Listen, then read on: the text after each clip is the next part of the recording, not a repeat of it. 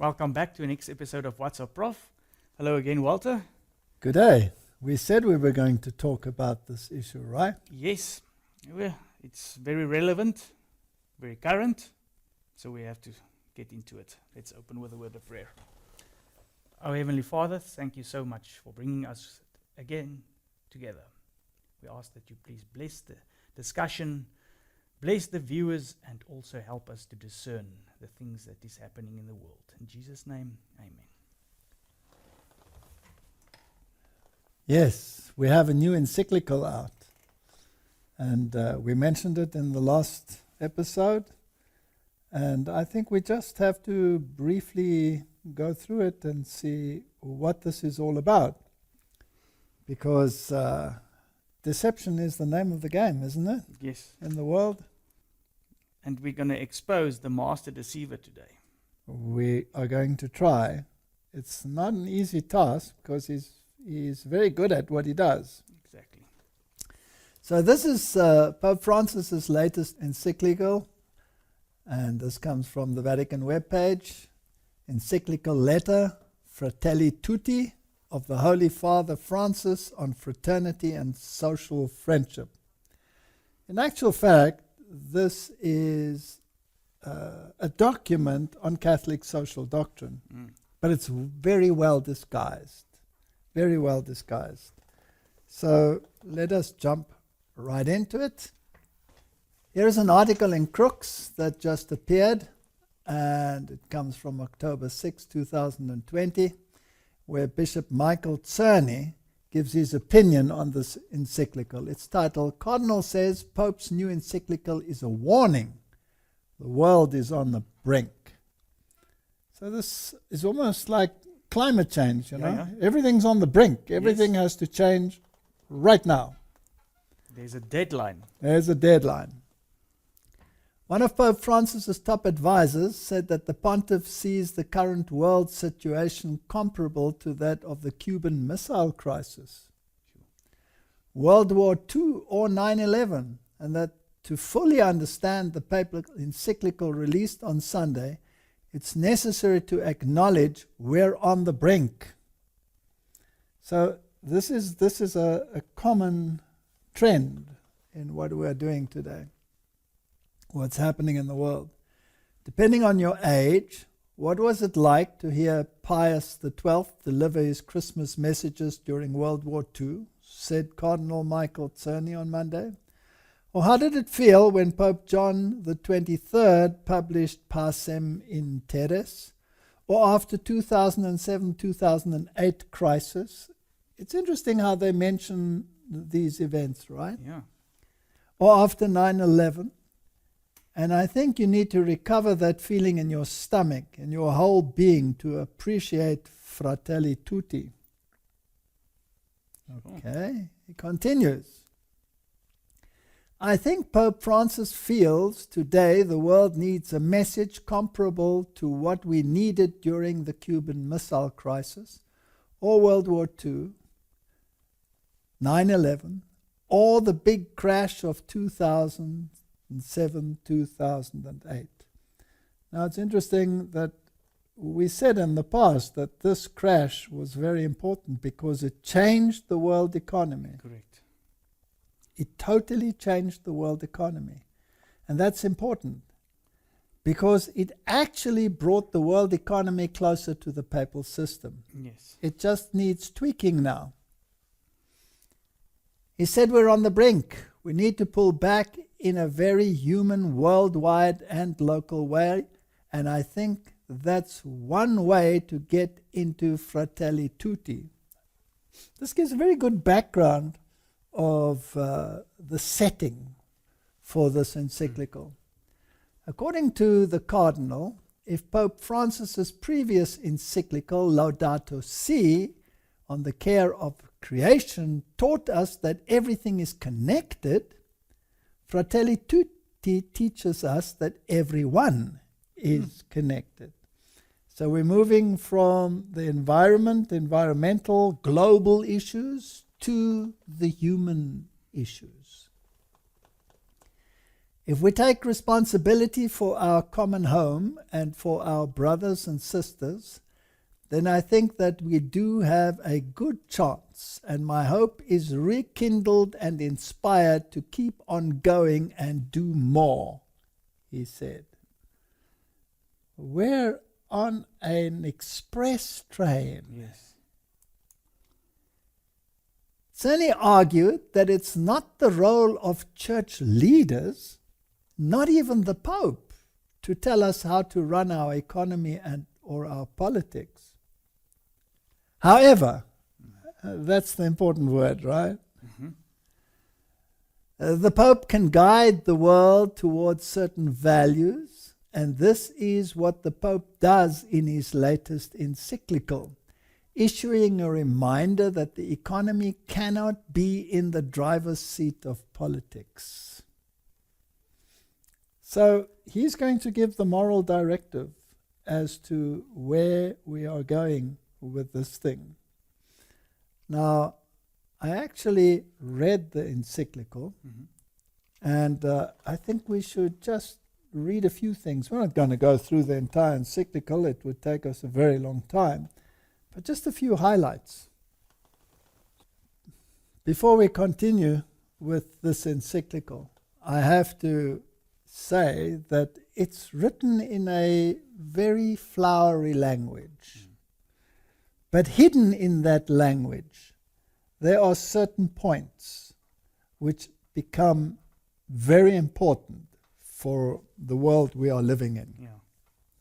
And it has a much deeper root than appears on the first look.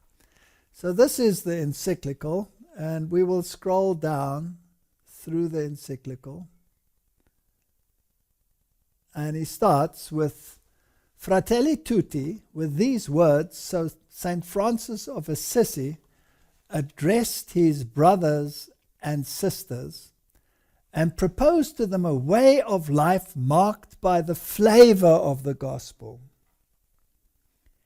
Of the counsels Francis offered, I would like to select the one in which he calls for a love that transcends the barriers of geography and distance, and declares, "Blessed all those who love their brother as much as when he is far away from him as when he is with him." So he starts with this. So his role model is St. Francis of Assisi. Now, I have a problem with that from the word go, because my role model is Jesus Christ. Yes. And that would be the starting point where I would start. But for a Roman Catholic, I guess the saint is a better interpreter. Yeah, but it's also because they put them on par with Jesus. Correct. So now, let's just read some of the statements. We're not going to read too many, just a few of them. Point number 2, he says, "This saint of fraternal love, simplicity and joy, who inspired me to write the encyclical Laudato Si." So he refers back to Laudato Si. You cannot separate the two. So the one deals with the environment, the other one deals with humanity. And the two have to go together. Prompts me once more to devote this new encyclical to fraternity and social friendship.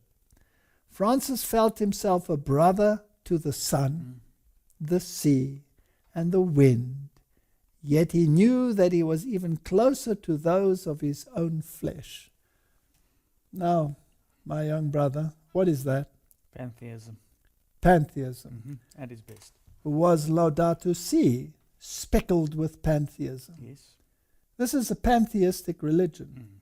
It is an earthbound pantheistic religion where man sets himself up as his own deity. This is a very dangerous opening statement. Wherever he went, he sowed seeds of peace and walked alongside the poor, the abandoned, the infirm, and the outcast, the least of his brothers and sisters. Now, this sets the tone for Catholic social doctrine. Christ came to save all. Yes. of humanity. And Jesus said, the poor will be with you always. And there are discrepancies in the world which are not fair. Mhm. But the way in which they use the situation, which they often create themselves, is what is scary. And then he starts off by talking about without borders. Mhm. No borders. Now, we don't have to go into great detail. We know that Donald Trump was very strict on borders and that there was a problem there with borders. So he goes into this. He even talks about walls and all of these issues. He says, Francis did not wage a war of words aimed at imposing doctrines. He simply spread the love of God. He understood that God is love, and those who abide in love abide in God, quoting 1 John 4:16. In this way, he became a father to all and inspired the vision of a fraternal society. Now, the problem with this sentence is that this is how many people believe today. All you need is to preach about the love of Jesus, nothing else, or maybe just love, and leave out Jesus. Yes. And that doctrines are a problem. That's why Francis did not wage a war of words aimed at imposing doctrines. Because it causes division. It causes division. And Pope Francis said, take away the doctrine, right? Mm-hmm. So they don't want doctrine. They want their social theology. Yes. Now, their social theology will only work, of course, if there are enough poor people that they can get on board. So the poorer they can make society, the more likely they are to succeed in getting the power that they want. Yes. This was a very dangerous precedent. Now, again, he refers to Laudato Si. In the preparation of Laudato Si, I had a source of inspiration in my brother Bartholomew, the Orthodox patriarch. Then he says he had this grand Imam, Ahmad al-Tayyib. He was also a source of inspiration. We met in Abu Dhabi, and the present encyclical takes up and develops some of the great themes raised in the document that the Imam and he signed together. So this has all been prepared beforehand. Yes. And the mega religions of the world seem to be on board. Yes. Right? That's Muslim. Have you ever been to the Middle East? Have you ever been to these countries in the Middle East? No. Well, there you have a massive divide between the rich and the poor. So it is a very fertile ground for Catholic social doctrine. Yes. So as would be poorer countries, third world countries, whether they be in Africa, whether they be in South America. The target is Protestant countries that have developed a form of affluence which is not compatible with the rest of the world. And that has to be brought down, because that is the way in which you control humanity, right? Now, if you understand this, then you will see where they're actually heading. Of course, he has to bring in the COVID-19 pandemic and the reasons why we need rapid change. Anyone who thinks that the only lesson to be learned was the need to improve what we were already doing, or to refine existing systems and regulations, is denying reality. We need change. The new normal. Yeah. The Great Reset. We have to go to the Great Reset. It's interesting, he doesn't mention any specific legislation. He doesn't tout Sunday or any one of those. He did that before. Yes, he's just emphasizing Laudato Si, and that's been done there already. It's been done, so we don't have to go there. So if we continue, and here he has again this theme: let us dream them as a single human family. This is a globalist agenda. This is a one world government agenda. This is the papal agenda. How much of the world does he want to control? The whole world. The whole world. How much of the world must fall in with his philosophy? Well, everybody. Everybody. Mhm. Now, if we take the Trump campaign and we take the Biden campaign, which one is more in line with the New World Order idea? Biden campaign. The Biden camp, right? That's becoming very interesting to me. Because as we discussed last time, you know, there are King of the North elements in both of them. And both of them stand for Catholicism, and as we dealt with in the last discussion. But this Pope and the papacy in general dreams of world dominance. Yes. World dominance. A one World. world order. And the Donald Trump philosophy, although church and state is very strong in that philosophy, which is part of the Roman philosophy, it's not very strong on the one world government philosophy. He's more nationalist.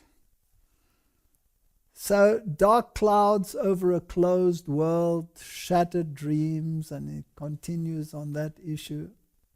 And he says, ancient conflicts thought long buried are breaking out anew, while instances of myopic, extremist, resentful, and aggressive nationalism are on the rise. Who's he referring to? Trump. Trump. Mm-hmm. In some countries, the concept of popular and national unity influenced by various ideologies is creating new forms of selfishness and a loss of social sense in the guise of defending national interests. So obviously we have this clash, right? Yeah. Thesis, antithesis, synthesis. What's interesting with this clash as well is a lot of people see Trump as the hero because he's going to get rid of this new world order. But here he is touting it. The Yes. Pope is touting it. If you take the QAnon story, there are so many that are pinning their hopes. Social media has banned all QAnon mentions lately. They also stated, of course, that the present Pope will be removed and that Ratzinger will again take over. But he's so old now. Yeah. I think this is all a pipe dream. There will be a synthesis somewhere along the line. So, yes, so they're working on this issue. Let's continue. He is very persistent that there seems to be a plan lacking for everyone. We need a global governance. And we don't have to go into the guise. He's talking about brotherly love and love for each other and love for our differences. Evangelism is totally out of the picture. We're all supposed to live side by side, happily acknowledging that the other one is just as much in the truth as we are. Yes. But the gospel is totally different. You The gospel says go and go make to disciples. every tongue and nation and everything and make disciples. Make disciples. And this is totally out in this new world order. He talks about the throwaway world. We don't have to read all of this in such flowery language. He talks about insufficiency of universal human rights and the rights of women and all the things, slavery, all of these issues. He mentions them. And conflict and fear of humanity and temptation to build a culture of walls. Now, where does that come from? Yeah, from Trump. It's Trump. He talks about walls, to raise walls, walls in the heart, walls on the land, in order to prevent this encounter with other cultures, with other people. He wants to integrate humanity into one mixture. Yeah, no borders. Nothing. Now, who separated the cultures? God. Okay, did that mean that God wanted to isolate cultures? No. Obviously not, because you had to evangelize, Yes. you had to get to know people. But God acknowledged that there were differences, and these differences must all disappear. I'm not against immigration or migration, if people have said. I'm just generally saying what the will of the papacy is. So globalization and progress without a shared roadmap won't work. You need a shared roadmap. But we have to get to the nitty-gritty of this document. He says here, in today's world, the sense of belonging to a single human family is fading, and the dream of working together for justice and peace seems an outdated utopia. What reigns instead is a cool, comfortable, and globalized indifference born of deep disillusionment, concealed behind a deceptive illusion, thinking that we are all powerful while failing to realize that we are all in the same boat. It sounds very good, right? Mm-hmm. Very good. Well, where's it going to lead? And he talks about pandemics and other calamities in history. True, a worldwide tragedy like the COVID-19 pandemic momentarily revived the sense that we are a real global community, all in the same boat, where one person's problems are the problems of all. Once more we realize that no one is saved alone, we can only be saved together. Sure. That's interesting. Collective salvation. Is there such a thing in the Bible? No. No. You can only work out your own salvation. Work out your own salvation with fear and trembling. So what they're really talking about is getting rid of your individuality for the sake of the common good. Yeah. As I said in those days, the storm has exposed our vulnerability and uncovered those false and superfluous certainties around which we constructed our daily schedules, our projects, our habits, and our priorities. Amid this storm, the facade of those stereotypes with which we camouflaged our egos, always worrying about appearances, has fallen away, revealing once more the ineludible and blessed awareness that we are part of one another, that we are brothers and sisters of one another. We're all one. Communism has everybody even wearing the same clothes. Driving the same car. Driving the same car, everything is the same. Individuality is something that must be faded out. If you look at human appearances, are there two people that are alike, even twins? Are they absolutely the same? No. So is God a God of variety, or is God a God of singularity? Variety. Okay. You see, they mix up the biblical oneness that Jesus talks about with their human. That's a very good point. Yes, that oneness is one in purpose, in terms of faith, of where we come from, who saves us, and where we are going. Now, we don't have to read all he has to say about all of these things. His point here, point 35, all too quickly, however, we forget the lessons of history. The teacher of life, once this health crisis passes, our worst response would be to plunge even more deeply into feverish consumerism and new forms of egotistic self-preservation. God willing, after all this, we will think no longer in terms of them and those, but only us. If only this may prove not to be just another tragedy of history from which we have learnt nothing. This COVID is going to be used to the uttermost to achieve an objective. This new normal. The new normal. An absence of human dignity on the borders. Certain populist political regimes, as well as certain liberal economic approaches, maintain that an influx of migrants is to be prevented at all costs. Who is he talking about again? The United States. The United States. And any other country that refuses to take migrants. Yes. They had a big issue in Europe. A big one in Germany and all over the world. This is a major issue. But the Pope has always maintained that we have to have migrants. We have to mix the cultures. I'm wondering whether he wants to mix cultures or whether he wants to mix religions. Mm. Because cultures come with religions. Migration, more than ever before, will play a pivotal role in the future of our world. He's going to mix.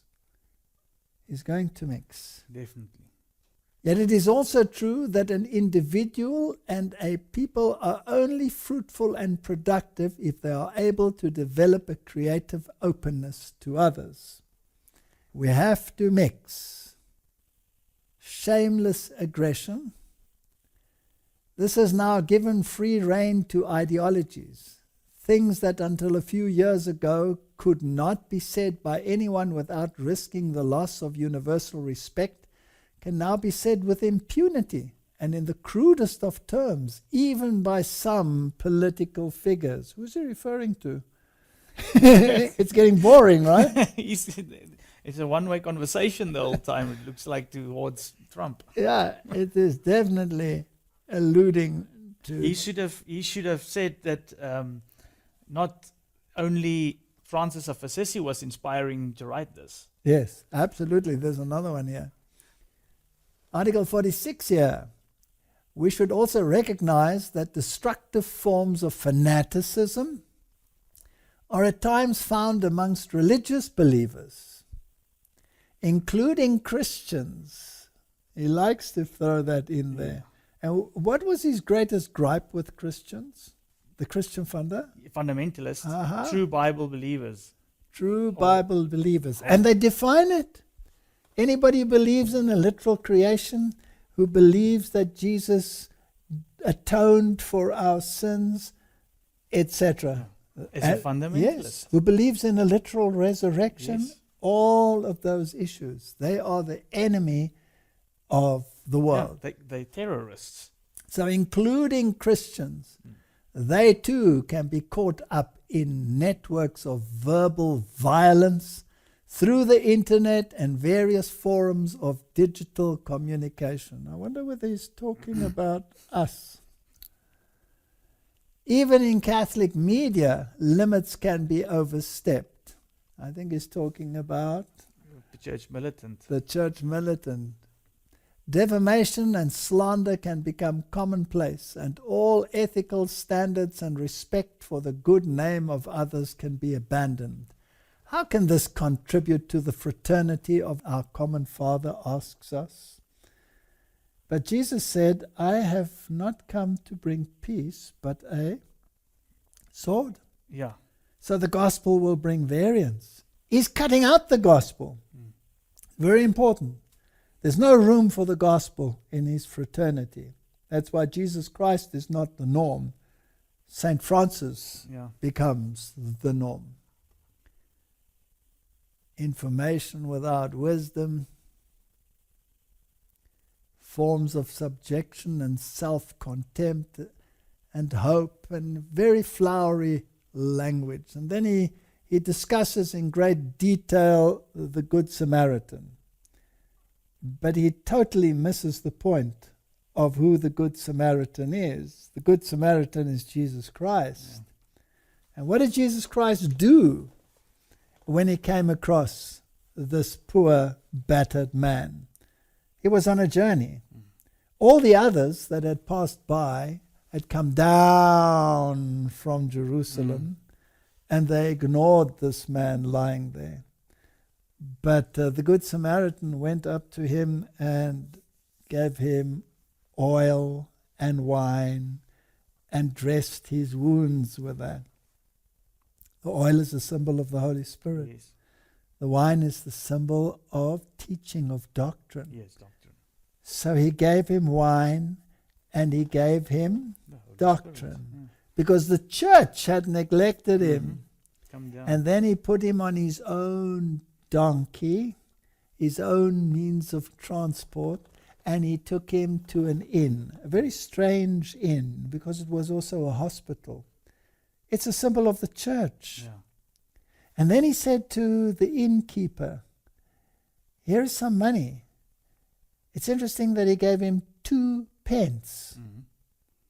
The same. 2 pence and said, I'm going away, but when I come again, I will reward you. But here's the money that is necessary to take care of these neglected ones in the hospital, the church.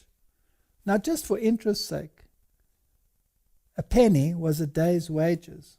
So he gave him 2 days' wages. I'll let the people think about that for themselves. Because in cosmic weak thinking, a day would be 1,000 years. But let's not go there, we'll get into trouble. But it's an interesting thought.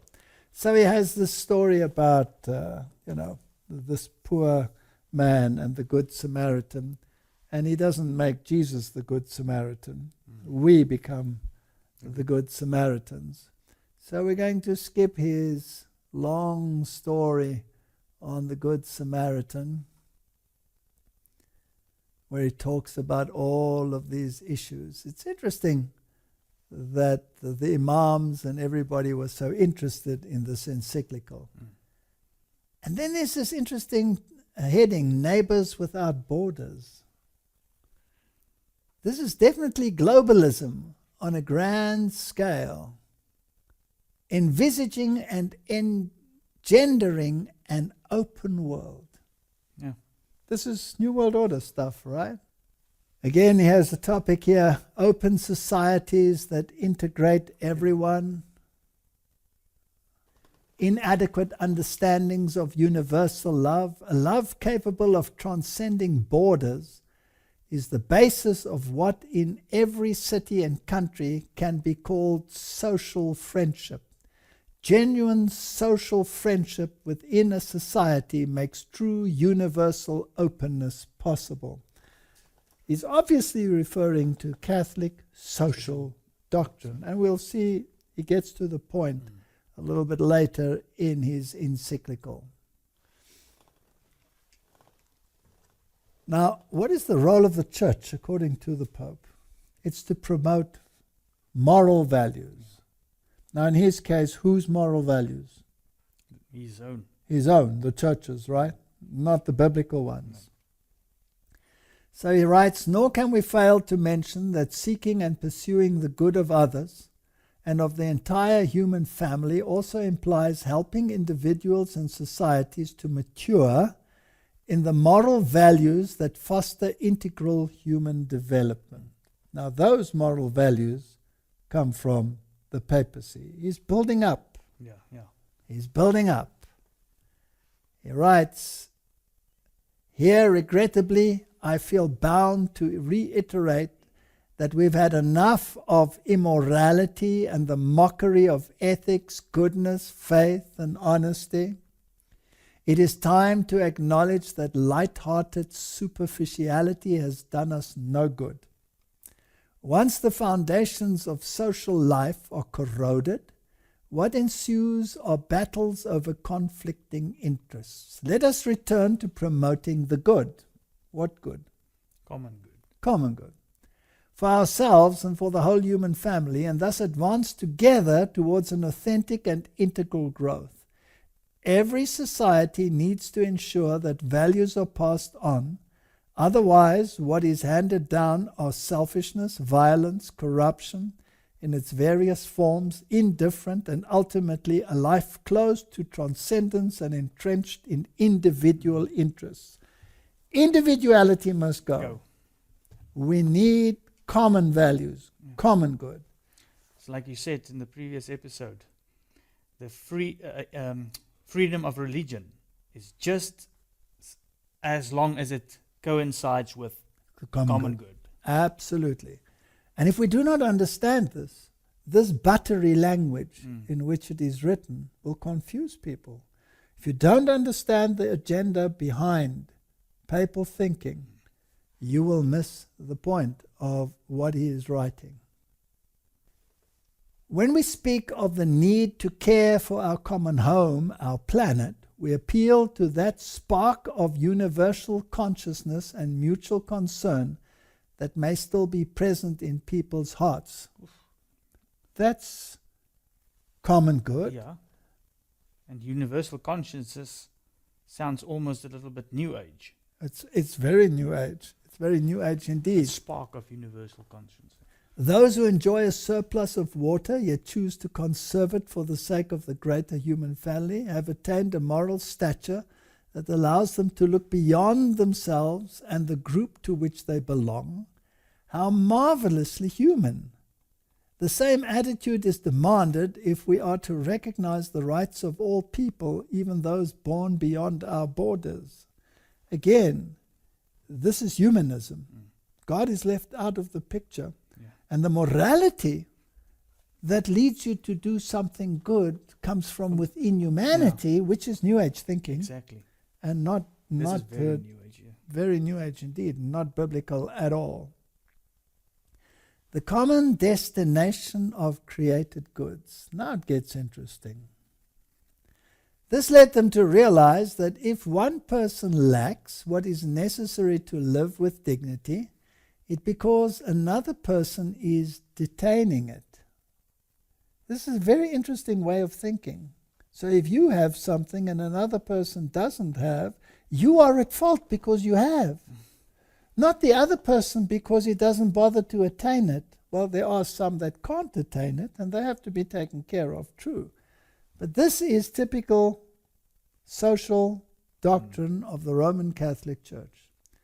St. John Chrysostom summarizes it in this way: not to share our wealth with the poor is to rob them and take away their livelihood. In other words, if you own something, you are a thief. Mm-hmm. The riches we possess are not our own, but theirs as well.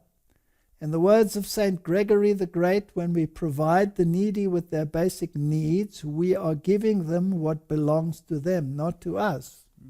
No. This is not biblical thinking. No. If you provide the needy with the means to be able to take care of themselves, if you educate people, if you give them incentives to work and to attain, then they don't have to find the riches in someone else's house.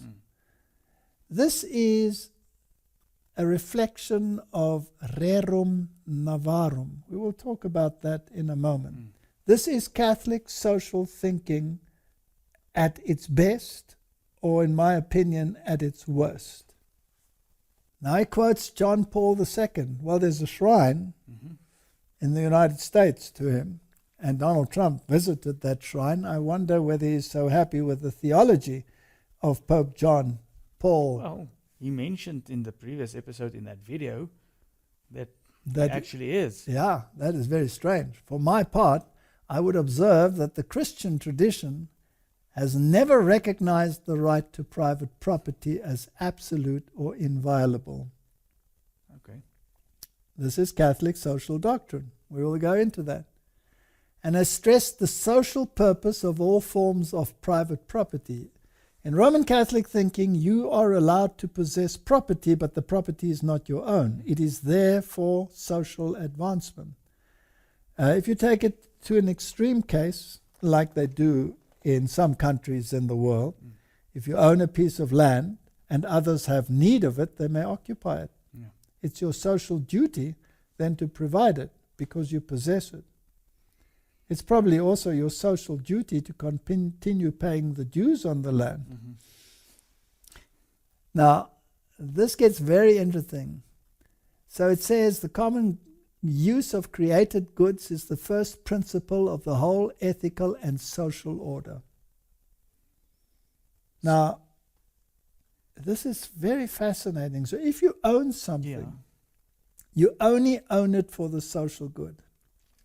I once worked for an institution that gave me a cell phone because we needed to communicate it. But the cell phone was a social grant. So anyone else who stopped you and needed the cell phone, you had to give it to them. But the bill came to you. That's interesting. You're very. Yeah. So nothing you own is actually yours. If you drive a Nothing you car, own.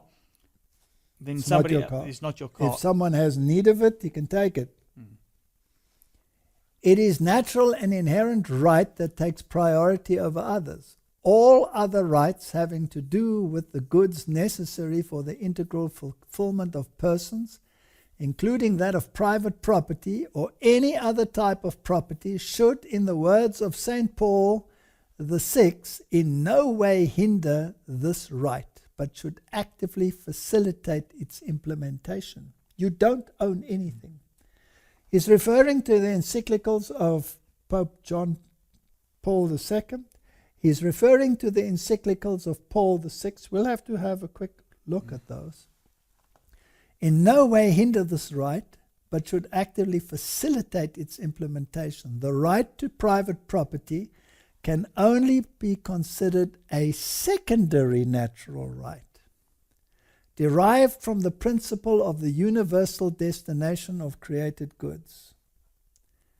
This has concrete consequences that ought to be reflected in the workings of society. Yet it often happens that secondary rights displace primary and overriding rights, in practice making them irrelevant. So you're using your property for your own, but it's a bad thing. That's a no-no in Catholic thinking. Now, in the Middle Ages, they had the clergy, and then they had the elite.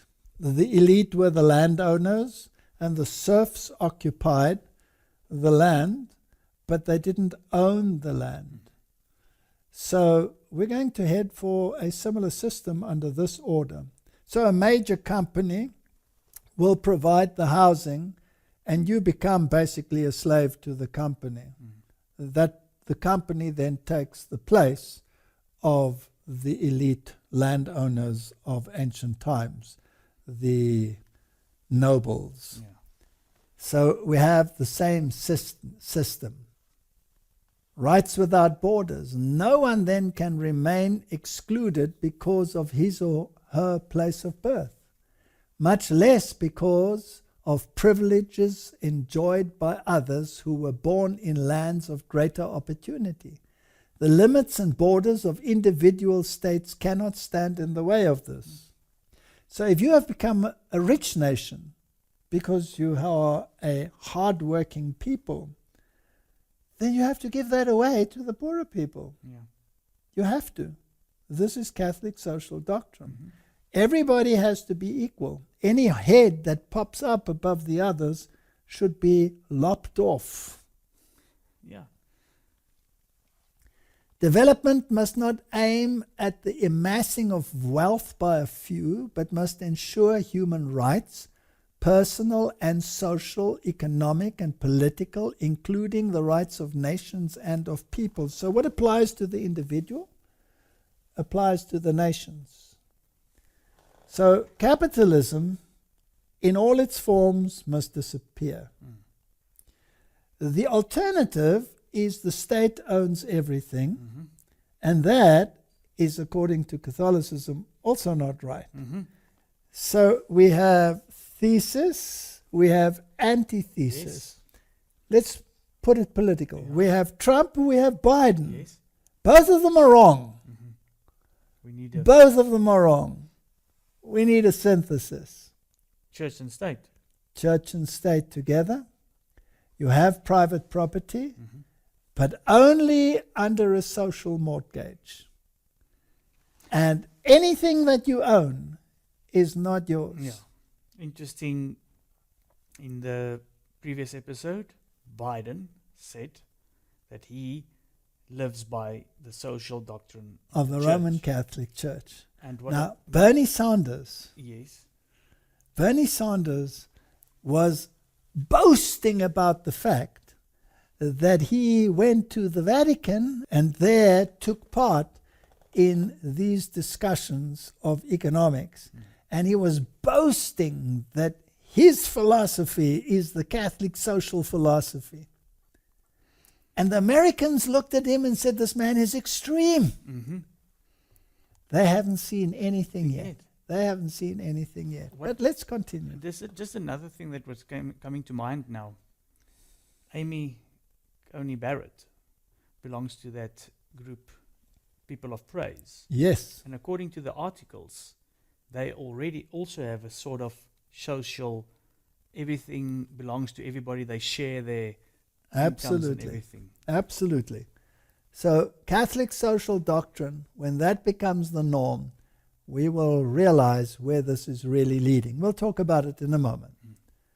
So the right to private property is always accompanied by the primary and prior principle of the subordination of all private property to the universal destination of earth goods, and thus the right of all to their use. You have nothing. Now, is this biblical? No. No. Do we have a story in the Bible where a government wanted to take away the land of a private landowner? Do you remember the story of Ahab Yes. and Naboth's vineyard? Yeah. And Ahab wanted the vineyard. Yes. And Ahab said, I want this vineyard. And Naboth said to him, I'm sorry. This is my inheritance. From whom? From God. From God. Yeah. This is my God-given right. It is not yours. Do you remember who said to him, don't worry, I'll get it for you? Jezebel. Jezebel. And Jezebel serves as a type of whom? The Roman Catholic Church. Aha, how do we know? Because if you go to the middle church in the book of Revelation, there is Jezebel, who is tolerated by the church. She is dealing in purple and Yes. red, the colors of the Roman Catholic Church. She is the one who says, I'll get it for you. So who's mightier, the king or Jezebel? Jezebel. Jezebel. His countenance was sad, the Bible says.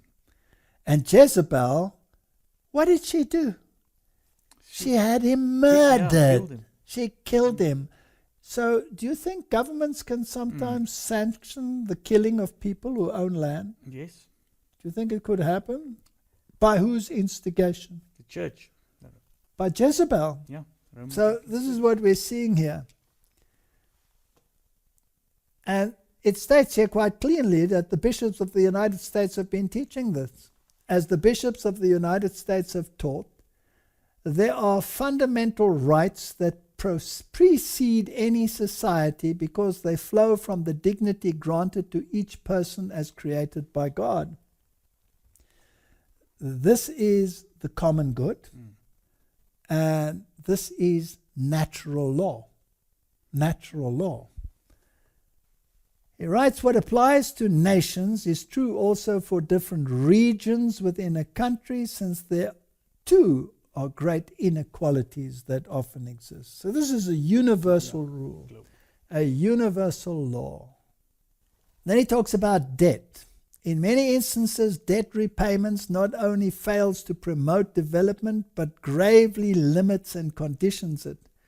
While respecting the principles that all legitimately required debt must be repaid, the way in which many poor countries fulfill this obligation should not end up compromising their very existence and growth. In actual fact, he is pleading for Yes. the total abolishment of all debt. The United Nations, his speech he addressed, he said, please, Get we rid have of to it get rid all. of all debt, especially rid of because all of the debt. COVID-19 situation. Now, where did much of that relief money that went to the poor nations go to? Where did it go to? Did it go to the people, or did it go to the pockets of the leaders? Pockets. Borders and their limits, a response to the arrival of migrating persons, can be summarized by 4 words: welcome, protect, promote, integrate. Same story. I'm not against migration, but if it is a migration in order to rob those who have and appropriate it for yourself as a right, then that is called in the Bible stealing. Yes, theft. It's against the commandments of God. This whole encyclical is against the commandments of God. But it's being praised because it's got such buttery language of love and kindness. And it's under the garb of love your neighbor. Absolutely. But it's a distortion of love your neighbor. The arrival of those who are different, coming from other ways of life and culture, can be a gift. For the stories of migrants are always stories of an encounter between individuals and between cultures. There's nothing wrong with migration. Nothing wrong with it at all. But when you migrate in order to take, then you have a problem. Here he speaks about Latino culture that can ferment the values and possibilities that can enrich the United States. That's all fair enough. But the agenda behind the agenda is to mix the religions. Yes. To bring in more Catholics so that the Catholic vote will swing the thinking. He said it should be kept in mind that an innate tension exists between globalization and localization. We need to pay attention to the global so as to avoid the narrowness and banality. He's pushing for the global agenda. This is the papal agenda. A universal horizon. There's a kind of local narcissism, unrelated to a healthy love of one's own people and culture. It is born of a certain insecurity and fear of the others that leads to rejection and the desire to erect walls for self-offense. So it is becoming a criminal offense to have a particular culture. So if you are a German and you have a German culture, that has to disappear. If it's not for the common good, It has to go. Yeah. It has to go. So, very interesting encyclical. In fact, a healthy openness never threatens one's own identity. But what if the people threaten those that are living in the country? And then he asks in chapter 5 for a better kind of politics. The development of a global community of fraternity based on the practice of social friendship on the part of peoples and nations calls for a better kind of politics, one truly of the service of the common good. Sadly, politics today often takes the forms that hinder progress towards a different world. We are heading for a new world order. And when the kings of the world give their power unto this beast, they will find out what the purposes of Rome really were.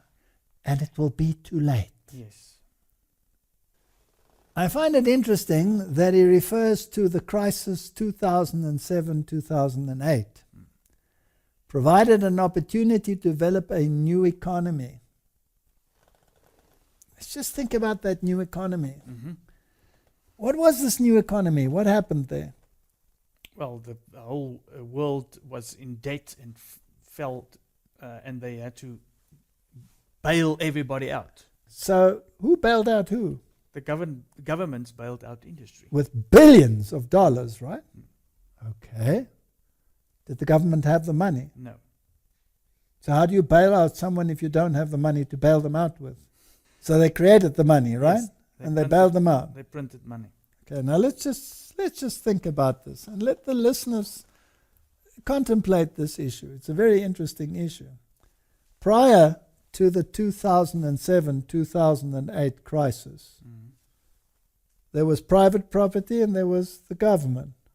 Private industry and the government. This was the first move to get rid of this individuality. So when the governments bailed out the industry, was it in the form of a loan or was it in the form of a buy-in? A buy-in. Aha. Yes. So the loans didn't have to be repaid. Yes. So now what happened post-2007, 2008, is that government and industry became partners. Mm-hmm. Why was it necessary that they become partners? So that the community would not suffer, right? Otherwise, everything would have collapsed, the community would have suffered. So government and industry in partnership with each other for the sake of community. Yeah. That's the definition of fascism. Yeah. That's the fascist system of government. And that is the government system that Rome wants. So the first step to achieving this world global economic order was the 2007-2008 economic crash, because it brought in a form of universal fascism, economically speaking. We're not talking about the trimmings of fascism. That's something else. Very fascinating. So it was to develop a new economy. Now we'll deal with that in a moment. I would also insist that to give to each his own, to cite the classic definition of justice, means that no human individual or group can consider itself absolute. No group entitled to bypass the dignity and the rights of other individuals of their social groupings. So you can't have your own identity. You may not. No. Now, what if you are a religious identity that is different from the rest? You'll have to change. You'll have to change. The effective distribution of power, especially political, economic, defense-related and technological power amongst the plurality of subjects, and the creation of a judicial system for regulating claims and interests are one concrete way of limiting power. Very interesting. So you're not allowed to be an individual. I would also note the need for a reform of the United Nations organization. Yeah. He's a very busy man. Yes. And likewise of economic institutions and international finance, so that the concept of the family of nations can acquire real teeth. Yeah. We're heading somewhere. Yeah. We're heading somewhere. Courage and generosity are needed in order freely to establish shared goals and to ensure a worldwide observance of essential norms. What does that mean? I wonder whether Catholic morality and Catholic worship of the sun god are included in this essential norm. It did say so in Laudato Si, to which he referred to many, many times. And it seems as if your individual or group identity will have to give way to this new norm. Much need to change. Through fundamental reform and major renewal, only healthy politics involving the most diverse sectors and skills is capable of overseeing this process. I wonder whether he is setting himself up as the master puppet man. The moral leader. The moral leader of the world. We need political love in order to do this. Now let's get to the nitty-gritty. At a time when various forms of fundamentalist intolerance are damaging relationship between individuals, groups and peoples. Any idea who he could be talking about? Let us be committed to living and teaching the values of respect for each other, a love capable of welcoming differences, and the priority of the dignity of every human being over his and hers ideas, opinions, practices, and even sins. Even as forms of fanaticism, close-mindedness, social and cultural fragmentation proliferate in present-day society, a good politician will take the first step and insist that different voices be heard. Disagreements may well give rise to conflicts, but uniformity proves stifling and leads to cultural decay. May we not be content with being enclosed in one fragment of reality. So if you have a particular religious norm, you better shape up or ship out. Yes. In this regard, the Grand Imam and I have called upon the architects of the international policy and the world economy to work strenuously to spread the culture of tolerance and living together in peace. It sounds very good. Yeah, the two major religions he's talking about. He's talking about the two major religions. When one part of society exploits all that the world has to offer, acting as if the poor did not exist, there will eventually be consequences. Sooner or later, ignoring the existence and rights of others will erupt in some forms of violence, often when least expected. Now, my brother, did you create the poverty in this world? No. Did you come to this world, very rich, or did you come to this world like everyone else? Everyone else. Did you have to work to achieve whatever you have achieved in life? Mm-hmm. Is it your fault if governments or systems suppress others? No. This is a very one-sided view of the world. So, let's continue. I find it interesting that he says, truth, in fact, is an inseparable companion of justice and mercy, which is, of course, true. Mm-hmm. But whose truth is he talking about? The church. Not about the truth of the Bible. No. At the cross, justice and mercy kissed each other. That's where you find truth. Truth is found in Jesus Christ and in His Word and in His law. This is absolutely counter to everything that the Bible stands for. Well, I must just say, the Roman church, Yeah, not just church. correct. That's what we're talking about. Then he refers to the bishops of South Africa. He's bringing in the whole world in an integrated form. In point 275, he says, it should be acknowledged that amongst the most important causes of the crisis of the modern world are a desensitized human conscience, a distancing from religious values, and the prevailing individualism, accompanied by materialistic philosophies that deify the human person and introduce worldly and material values in place of supreme and transcendental principles. It's interesting that human conscience has been desensitized by whom? Isn't it by the media? Yeah. Do you think Hollywood played a part? Yes. So Jesuit theater played a part in this? Mm-hmm. So you create the crisis, you create the chaos, and then out of the chaos you create your new world order, ordo ab cao. Very interesting. Individualism has to go. And it's linked to religious values. Whose religious values? The Roman Church. The Roman Church. But if I'm also reading this right, it says you're prevailing individualism. Yes. So you're not allowed to have your individual religion. No. If it's No. not- You have to serve the common good. Freedom of religion is only valid as long as it serves the common good. And who determines the common good? The Roman Catholic Church. That's why it says here, room needs to be made for reflection born of religious traditions. In vain you worship me, teaching The doctrines for of men. doctrine the commandments of men. Yes. You have made void the law by your traditions. They are the repository of centuries of experience and wisdom. Here again he places tradition above the Word of God. This is a very dangerous encyclical. For these reasons, the Church, while respecting the autonomy of political life, does not restrict her mission to the private sphere.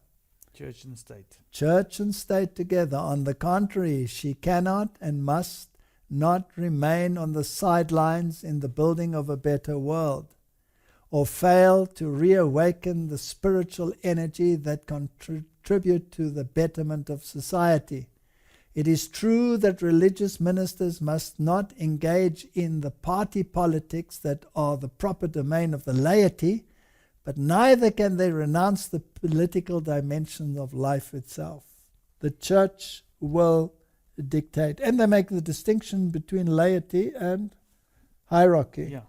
Again, that's unbiblical too. And William Barr said the same. Exactly.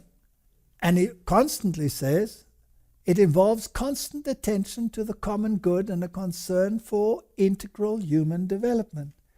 This encyclical sets the stage for what is coming upon the world. We don't have to read it all, but it's interesting. The church has a public role over and above her charitable and educational activities. She works for the advancement of humanity and of universal fraternity. This is the issue. She does not claim to compete with earthly powers, but to offer herself as a family amongst families. This is the church, open to bearing witness in today's world, open to faith and hope and love for the Lord and for those whom He loves with a preferential love. A home with open doors. The church is a home with open doors because she is a mother. She is the mother of all the churches. She is the great whore of Babylon. Upon her forehead is written mystery. Babylon the Great. And then he introduces paganism by saying, for many Christians, this journey of fraternity also has a mother whose name is Mary. Having received this universal motherhood at the foot of the cross, she cares not only for Jesus, but also for the rest of her children. Now, Fatima promised that the whole world would be at the feet of the Roman Catholic Church. Well, let's say Mary at Fatima. It's interesting that they called it Fatima, and it brings, of course, the Muslim world into union with the Catholic world. But be that as it may, I think we've read enough of this encyclical to get the point. Yes. I want to point the viewers to this book, Ecclesiastical Megalomania, by John Robbins. It's a very fascinating book. And if you want to know more about Catholic social doctrine and the economic principles of the Roman Catholic Church, then you would be wise to read this book. I just want to read one or two statements here which might interest you. He quotes here Monsieur John Ryan, the Roman Catholic architect of the New Deal, and of course that was a Jesuit, and it says, but constitutions can be changed, and non-Catholic sects may decline to such a point that the political proscription of them may become feasible and expedient. What protection would they have then against the Catholic state? That's interesting. Mm-hmm. The latter could logically tolerate only such religious activities as were confined to members of the dissenting groups. It could not permit them to carry on general propaganda, nor accord their organizations certain privileges that had frequently been extended to all religious corporations. For examples, exemption from taxation as an example. The church will rule. In 1948, the Jesuit Cavalli explained Roman Catholic state political strategy in La Civiltà Cattolica. It says the Roman Catholic Church, convinced through its divine prerogatives of being the only true church, must demand the right of freedom for herself alone. Because such a right can only be possessed by truth, never by error. In a state where the majority of the people are Catholic, the Church will require that legal existence be denied to error, and that if religious minorities actively exist, they shall have only a de facto existence without opportunity to spread their beliefs. This is Jesuit thinking. If you belong to some group that believes the Bible, that believes that Jesus is the only way to salvation, that believes that the Word of God is the norm and standard for your life, that believes that the law of God in its entirety, all 10 commandments, is binding, you will be an anathema in the eyes of this church. Ayn Rand was right when she wrote in 1967 The Catholic Church has never given up the hope to re-establish the medieval union of church and state with a global state and a global theocracy as its ultimate goal. He writes further, the Roman Church state in the 20th century, however, is an institution recovering from a mortal wound. This is biblical language from an economist. If and when it regains in full power and authority, it will impose a regime more sinister than any the planet has yet seen. And if people still do not believe us, let us just go through a few papal statements to show that this encyclical is absolutely in harmony with papal thinking and has nothing to do with fraternity and brotherly love. It has to do with megalomania and power hunger. I find it very interesting, my young brother, that Archbishop Quigley in 1903 in the Chicago Tribune wrote the following: when the United States rules the world, the Catholic Church will rule the world. And that is why the battlefield is in the United States of America. And the ideology which will eventually surface there, when this thesis and this antithesis, let's say Biden and Trump, clash, will produce the synthesis that has been prepared and already implemented since the 2007 and 2008 economic crash. But let us just go to some statements. I just want to say on that it's also biblical language. The image of the beast will give all its power to the beast. Absolutely. According to canon law, the control of all property of the Roman Church state belongs to the Pope, its supreme emperor. It's very clear. These are statements. This comes from Thomas Rees, Inside the Vatican, The Politics and Organization of the Catholic Church, Harvard University Press. The economic thought of the Roman Catholic Church. Private property. Thomas Aquinas wrote no treatise on economics, but his thinking based on that of Aristotle, very interesting, not based upon the Bible, just like Francis, is foundational for understanding the economic thought of the Roman Church state. This is The Growth of Economic Thought by Henry Siegel. Roman Catholic economic thought, as developed by the popes in their encyclicals and by Roman Church state councils, has been a contributor to feudalism and guild socialism in Europe during the Middle Ages, fascism in Italy, Spain, Portugal, Croatia, and Latin America in the 20th century, Nazism in Germany in the 20th century, interventionism and redistributive state in the West, including the United States in the 20th century, liberation theology in Latin America and Africa in the 20th century. And now we're heading for the climax. Yeah. Thomas Aquinas discussing private property. The possession of all things in common is the natural law.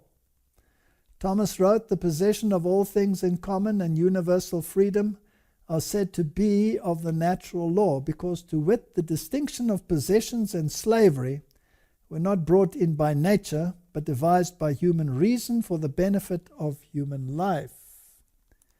Let's see how he continues. The community of goods, wrote Thomas, is ascribed to natural law. Not that natural law dictates that all things should be possessed in common and that nothing should be possessed as one's own, but because the division of possession is not according to natural law, but rather arose from the human agreement which belongs to positive law, hence the ownership of possession is not contrary to the natural law, but an addition thereto devised by human reason. They always write in this way. They write in this way to this very day. Exactly. This it actually so that the sounds, common person shouldn't understand what they are saying. But it's actually sounding as if you're just continuing continuing reading The Pope's encyclical. encyclical. Absolutely. He writes, hence, what certain people have in superabundance is due by natural law to the purpose of succoring the poor. Did we just read that? Yep. We just read that in the encyclical. Okay. He writes further, because the goods of some are due to others by natural law. The goods of some are due to others. There's no sin if the poor take the goods of their neighbors. Okay. So in other words, you can break the commandments of God, that's fine. I've seen my neighbor has got some nice things. Maybe I can go over because Absolutely. I consider myself poor. In cases of need, all things are common property, so that there would seem to be no sin in taking another's property, for need has made it common. So who determines the need, my young brother? Well, according to this, you yourself. You determine Yeah. it. And the church will help you Mm-hmm. to determine it, right? Yeah. Not only is such taking of another's property not a sin, it is not even a crime, according to Thomas. It is lawful for a man to succor his own need by means of another's property, by taking it either openly or secretly. Nor is this, properly speaking, theft and robbery. It is not theft, properly speaking, to take secretly and use another's property in a case of extreme need, because that which he takes for the support of his life becomes his own property by reason of this need. And a case of like need, a man may also take secretly another's property in order to succor his neighbor in need. Now in the United States and in many countries around the world, we've had riots and looting. And 99% of the time, the looters get away scot-free, and the owners are sitting crying because their goods have been redistributed without consequence. So you don't have to question anymore why that happens, that when people take something of somebody else, Yes. nothing happens And to why them. you should actually defund the police. Get rid of them. Because everything is common. You have no right to have something in superabundance. Now, if you have a store full of things, that's really a superabundance. How about just looting the store? Yeah. That's fine. No consequence. The church says it's not a sin. The Roman Catholic doctrine of private property is echoed in the 19th century communist slogan, from each according to his ability, to each according to his need. So human rights are more important than property rights. It was the creed of Lyndon Johnson's Great Society: we shall take from the haves and give to the have-nots who need it so much. It appears in the literature of fascism, Nazism, liberation theology, interventionism, and socialism. This is what the Bernie Sanders people and all of them are all about. This is Roman Catholic doctrine. Now, John Paul II, who is such a hero in the United States at the moment, expression of his 1987 encyclical on social concern: it is necessary to state once more the characteristic principle of Christian social doctrine. The goods of this world are originally meant for all. The right of private property is valid and necessary, but it does not nullify the value of this principle. Private property, in fact, is under a social mortgage. It doesn't belong to you. It belongs to everyone. Which means that it has an intrinsically social function based upon and justified precisely by the principle of the universal destination of goods. So who owns everything? The church. And nobody else owns anything, not even governments. No. The church owns everything. Everything. If you go back in history and you go to the map of South America, where the Pope took his finger and said, this belongs now to my good country Portugal. This here belongs to my good country Spain. If you do not toe the line, I'll take it away from you and give it to someone else.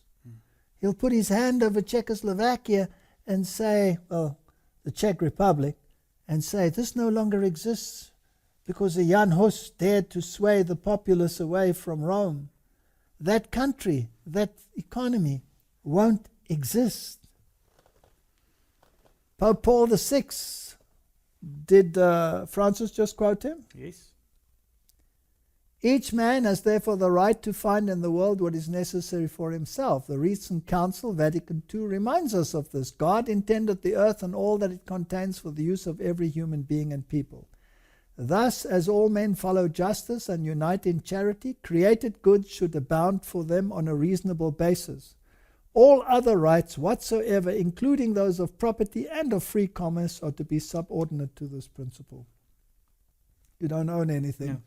And just on the previous one with John Paul II, it looks like maybe Trump is now against all this, the property and everything belonging to everybody. But like you said, he endorses John Paul II. Absolutely.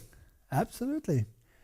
And here he quotes, if one is in extreme necessity, he has the right to procure for himself what he needs out of the riches of others. That's exactly what Thomas Aquinas said. Mm. These people are not saints. They're criminals in the eyes of God. And we label them, or the church labels them, saint. Mm. Therefore, because private property is immoral, all men, individual and governments, have the moral obligation to redistribute goods held unjustly by property owners. Sure. Interesting, right? John Paul II says all goods includes not just goods found in nature, but manufactured goods as well. So you don't have a right to your TV if someone else has need of it. Or your motor vehicle. Nothing. Hijacking. Everything is permissible. No wonder society is in the state that it is in. They have made void God's law. This system is called by God lawlessness. The man of sin, the man of lawlessness. This is what he is. He makes void the law of God and sets himself up as the moral value system of the world in the name of the very one who he is usurping of his power. Yeah, Jesus. Absolutely. And I get very passionate yeah, about this. And I would just also again like to reiterate. Don't think, yeah, but this is the Pope and this is the Roman Catholic Church. It's just nothing. You just heard in the previous episode, Biden and Trump uplift this institution. Yes, and not only that, the groundwork for the implementation of these things has already been done. Yeah. So this is not a philosophy somewhere on the horizon. This is at the door. And this encyclical that you've just been going through acknowledges also that Rome has not changed. Rome has not changed one iota. And this encyclical by Pope Pius, Rerum Novarum, on the condition of the working classes, one of the Roman Church's most influential statements on the economic matters is the 1891 encyclical Rerum Novarum on the condition of the working classes. Nothing has changed. This encyclical comes from 1891. And every pope has quoted it. In this encyclical, the Roman Church state allies itself with the proletariat, which in Marxism is the great and final enemy of the capitalist order. Pius, writing in 1931, declared that the Rerum Novarum stood out in this, that it laid down for all mankind unerring rules for the right solutions of the difficult problems of human solidarity, called the social question. This is Pius writing in Quadragesimo Anno. John the 23rd wrote, and he quoted the Rerum Novarum. And this is the Pope that started Vatican II, remember? By far the most notable evidence of this social teaching and action which the Church has set forth through the century undoubtedly is the very distinguished encyclical letter Rerum Novarum. I want to say to you today that the encyclical which Pope Francis has just released couched in this buttery, flowery language, is nothing other than a rehash of Rerum Novarum. Issued 70 years ago, the norms and recommendations contained therein were so momentous that their memory will never fall into oblivion. And Pope Francis has just made pretty sure of that. He told us that the encyclical Rerum Novarum was instrumental in ending laissez-faire capitalism in the 20th century by ushering in the era of effective interference by government. You have no privacy. And haven't they taken that to a new level, that they've taken away your privacy? No. Yes. It's in your pocket every single day when you carry your phone with you. Yes, and now with the COVID-19, look at the surveillance. Absolutely. There's no privacy. No privacy. This is from the book Ecclesiastical Megalomania that I'm quoting now. He says, Rerum Novarum was the voice of moral authority needed to ensure the development of effective interference by all governments in the 20th century. Pius XI wrote, "It is not surprising, therefore, that under the teachings and guidings of the Church, many learned priests and laymen earnestly devoted themselves to the problem of elaborating social and economic science in accordance with the conditions of our age." So who fomented the violence in the world? The Church. Yeah. And now they use the violence to implement their system. Under the guidance and in the light of Leo's encyclical Rerum Novarum, that's almost 130 years ago, Yeah. was thus evolved a truly Christian social science which continues to be fostered and enriched daily by the tireless labors of those picked men whom we have named the auxiliaries of the Church. I wonder who these picked men were. Is it the men running the politics of the world? Yep. For 130 years already. And who constantly is standing by their side?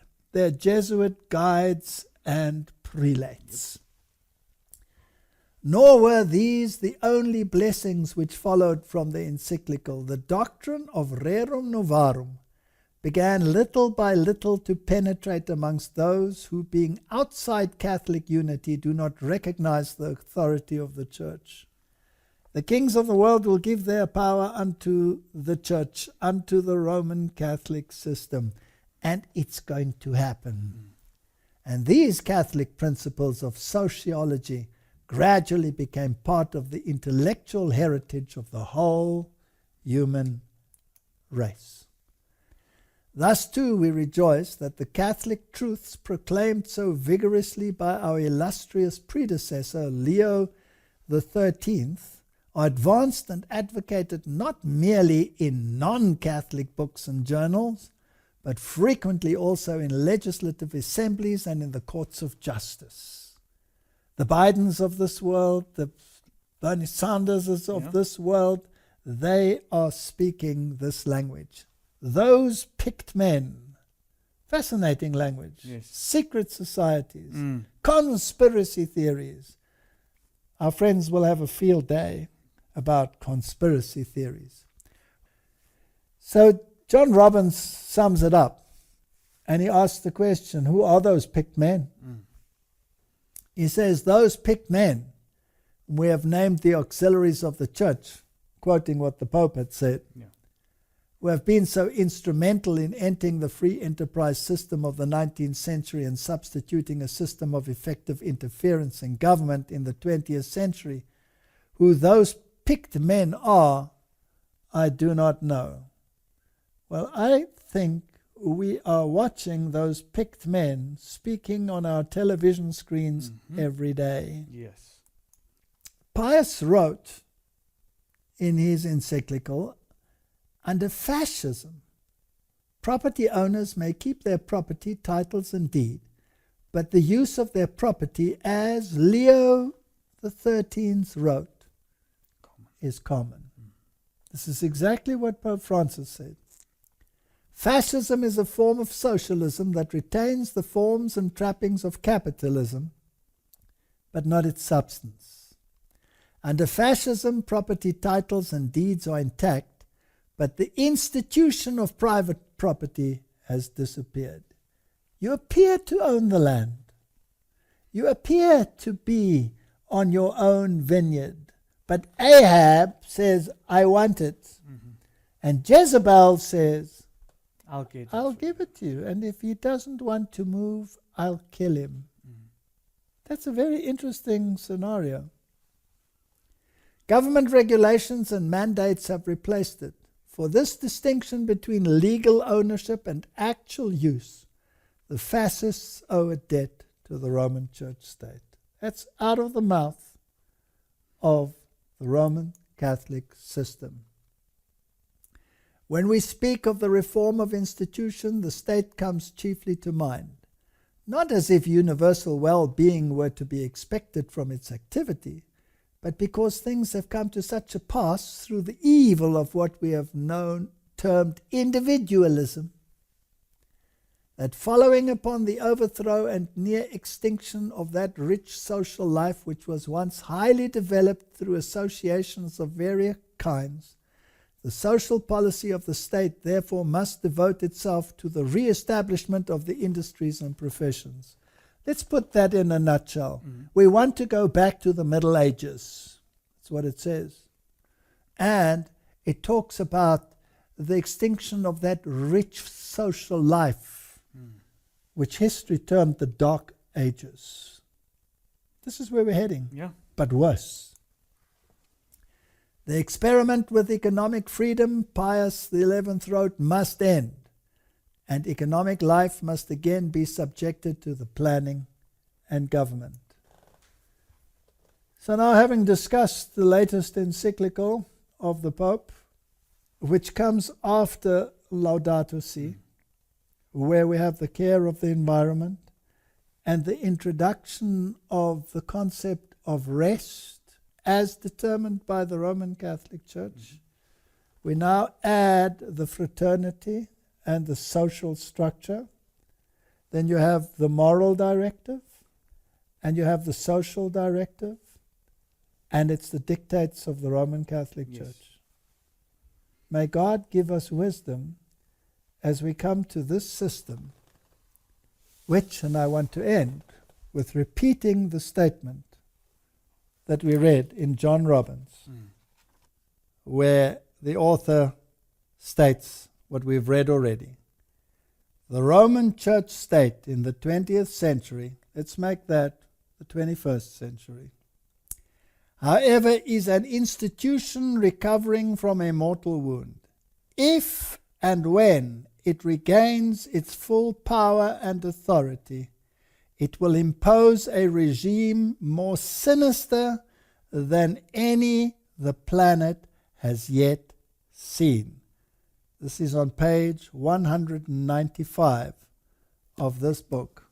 May God grant humanity mercy, and may they find refuge under the wing of Jesus Christ, so that they may understand what true liberty is all about. It is bound up in His law. Yes. It is bound up in His law, which is a transcript of the character of God, and grants you rights which they, with impunity, will remove from you. Let's pray. Heavenly Father, we are heading for the very final moments of Earth's history. We are in very serious times, and there is only one solution that is left. Because I know, Lord, that the kings of the world will give their power unto this beast. And the solution is the rock cut out without human hands that will strike the statue and bring the systems to an end, so that not even the dust will remain. May that day come soon, in Jesus' name. Amen. Amen. Thank you for watching this video. To subscribe, click here. When the bell appears, click again to get notifications. To watch the next video, click here. Thank you.